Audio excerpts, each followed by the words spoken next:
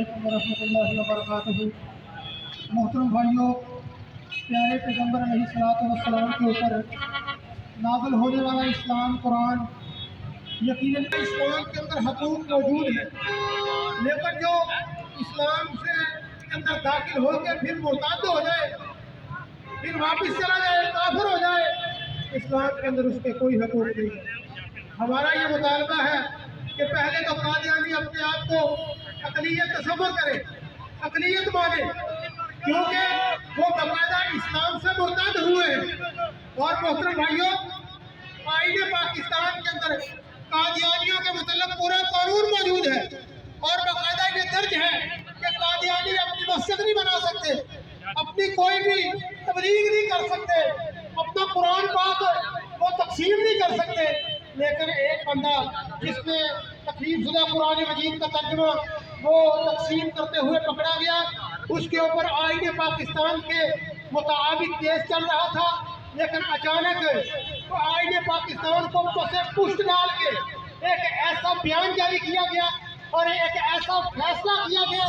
کہ یہ کہا گیا کہ ہر بندے کو اپنی تبلیغ کرنا، ہر مذہب کو اپنی تبلیغ کرنے کی اجازت ہے، ہر مذہب کو اپنی تبلیغ کرنے کی اجازت ہے۔ جو کافر ہیں وہ بھی اپنا مندر بنا سکتے ہیں، سارا کچھ کر سکتے ہیں، اسلام کے اندر یہ قانون موجود ہے۔ لیکن ابھی جو مسلمانوں سے دوبارہ مرتد ہوا ہے، محترم بھائیوں، آئین پاکستان کے اندر واضح ہے کہ یہ جو قادیانی ہے یہ غیر مسلم ہے۔ سب سے پہلے اپنے آپ کو اقلیت مانے،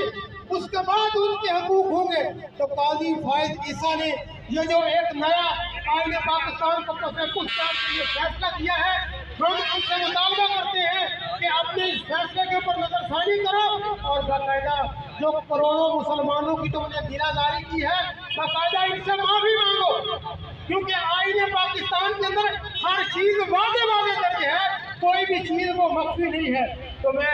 انتظامیہ سے بھی گزارش کروں گا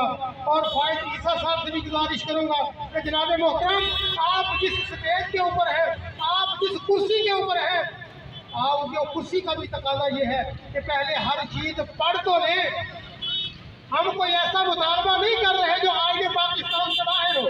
بھائی آئین پڑھ کے اس کے مطابق فیصلہ کریں، اس کو جو سزا بنتی ہے وہ سزا دی جائے، اور اپنے اس فیصلے اور اپنے اس بیان سے سب سے پہلے رب سے بھی معافی مانگے اور پھر عوام سے بھی معافی مانگے کہ کروڑوں مسلمانوں کی تم نے گرفتاری کی ہے۔ عمل کی توفیق